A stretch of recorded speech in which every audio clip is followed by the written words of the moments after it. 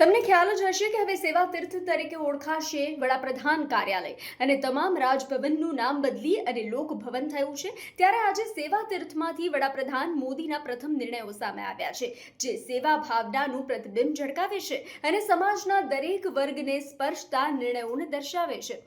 મહિલાઓ, યુવાનો અને સંવેદનશીલ નાગરિકોને લાભ પહોંચાડતા મહત્વપૂર્ણ નિર્ણયોની ફાઇલમાં વડાપ્રધાને હસ્તાક્ષર કર્યા છે।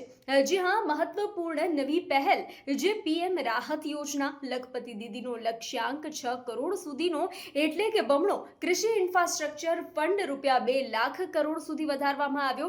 Startup India fund of funds 2.0 માટે ₹10,000 કરોડનું ભંડોળ ફાળવવામાં આવ્યું। આવા સેવા તીર્થ ખાતે સ્થળાંતરણ પછીનું પોતાના પ્રથમ નિર્ણયોમાં વડાપ્રધાન શ્રી નરેન્દ્ર મોદીએ સેવા ભાવનાને પ્રતિબિંબિત કરતા મહત્વપૂર્ણ નિર્ણયોની ફાઇલ પર હસ્તાક્ષર કર્યા છે।